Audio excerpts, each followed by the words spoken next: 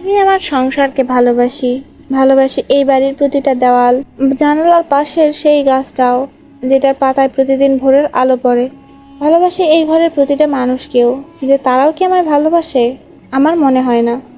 আমার নাম রোমানা, বয়স 32। বিয়ে 9 বছর হয়ে গেছে। 3টা ছেলে মেয়ে, 2টা ছেলে, একটা মেয়ে। আমি আলিফ।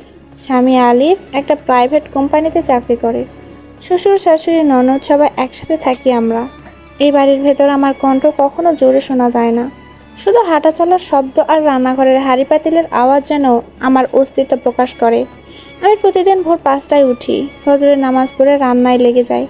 শ্বশুরের ডায়াবেটিক ডায়েট, শাশুড়ির আলাদা পছন্দ, বাচ্চাদের স্কুলের টিফিন, স্বামীর লাঞ্চ, সব মিলিয়ে সকালটা যেন দম বন্ধ করা একটা যন্ত্রণার মতো। তবুও করি, কারণ আমি সংসারকে ভালোবাসি। তবে কজনই বা দেখে? ননদ, যারা কখনো বলে না, ভাবি তুমি একটু বসো। শাশুড়ি প্রতিদিনই কোনো না কোনো অভিযোগ তুলে, এই তরকারিতে নুন কম, কিংবা তোর মেয়ে তো এখনো মুখ ধোয়নি।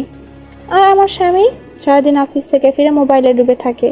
আমি পাশে বসে থাকলেও যেন আমি নিজে কখনো জিজ্ঞেস করে না, তুমি কেমন আছো রোমানা? তবু আমি চুপ করে থাকি। আমি জানি সংসার মানে মানিয়ে নেওয়া, নিজেকে খালি করে অন্যদের ভরে দেওয়া। আমি সে একজন মেয়ে, স্ত্রী, মা, বৌমা। কিন্তু একদিন ভেঙে পড়লাম। সেদিন ছিল আমার জন্মদিন। আমি কাউকে বলিনি, ভাবছিলাম হয়তো আলিফ মনে রেখেছে। আমার ছেলে তামিম সকালবেলা জিজ্ঞেস করলো, মা আজ কি কোনো স্পেশাল দিন? আমি বললাম, না রে, তেমন কিছু না। কিন্তু মনে মনে অপেক্ষা করছিলাম, হয়তো সন্ধ্যায় একটা কেক, হয়তো একটা ছোট উইশ। সন্ধ্যাবেলায় সবাই টিভি দেখছিল। আমি আর সিঙ্গারা বানিয়ে সবাইকে দিলাম। কেউ কিছু বলল না, একটা শুভেচ্ছাও না, একটা হাসিও না। আমি একা গিয়ে ছাদের কোণে বসে কেঁদে ফেললাম, চুপচাপ অন্ধকারে। কারণ আমি জানি আমার কান্নার শব্দ কাউকে বিরক্ত করবে না। আমি যে এই সংসারের অদৃশ্য মানুষ। সেদিন রাতে বিছানায় শুয়ে আমি আলিফকে জিজ্ঞেস করলাম, আজ কি দিনটা কিছু মনে পড়ছে? সে অবাক হয়ে বলল, না তো। কোনো বিল দিতে হবে?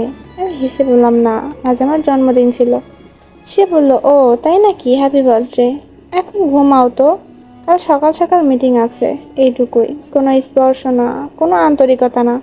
আমি জানি ও আমাকে অবহেলা করে না, কিন্তু ভালোবাসে না। পরদিন সকালে আমি নাস্তা করছিলাম একা। শাশুড়ি এসে বললেন, তোমার বাচ্চাগুলো ঠিকমতো মানুষ হচ্ছে না। বড় ছেলে আজকাল উল্টা উত্তর দেয়। আমি বললাম, চেষ্টা করি আম্মা, হয়তো কোনো ভুল হয়েছে। তিনি বললেন, চেষ্টা করলে কি সব হয়? তোমার মতো মেয়েদের একটু কড়া হতে হয়। আমি মাথা নিচু করে চুপ করে গেলাম, কারণ আমি প্রতিবাদ করতে শিখিনি। আমি শিখেছি চুপচাপ সহ্য করতে।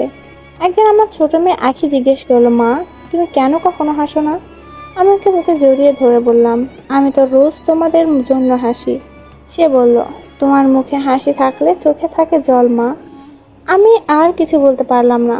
এই ছোট্ট মেয়েটাও বুঝে গেছে আমি কেমন করে প্রতিদিন ভেঙে পড়ি। এক রাতে আমি নিজেকে আয়নায় দেখলাম, চোখে কালি, মুখের ত্বক শুকিয়ে গেছে, চুল এলোমেলো। আমি কি সেই রোমানা যে একসময় গান গাইতো, কবিতা লিখতো, বন্ধুদের সঙ্গে আড্ডা দিত?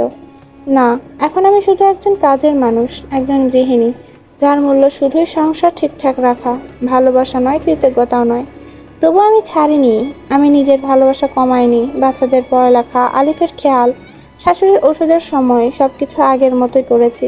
কারণ আমি একজন মেয়ে যে ভালোবাসে নিঃস্বার্থভাবে। তাকে ভালোবাসা না দিলেও সে নিজের দায়িত্ব ছাড়ে না।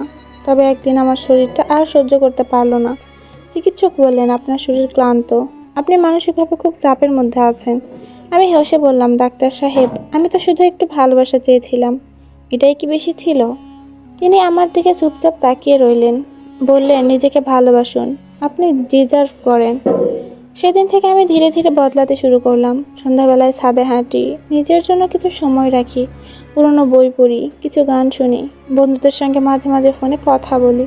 শুরুতে বাড়ির সবাই অবাক হলো, কেউ কেউ বিরক্তও হলো। তবুও আমি থামিনি, কেননা আমি জানি যে ভালোবাসা আমি চেয়েছি সেটা হয়তো আমি আমার নিজের মধ্যেই খুঁজে পেতে পারি। আজও আমি এই সংসারে আছি। আমি আজও রান্না করি, কাপড় কাচি, বাচ্চাদের পড়াই। তবে এখন আমি জানি ভালোবাসা চাইলে আগে নিজেকে ভালোবাসতে হয়। নিজেকে অদৃশ্য করে রাখলে কেউ তোমাকে খুঁজে পাবে না। আমি এখন আর অদৃশ্য নই।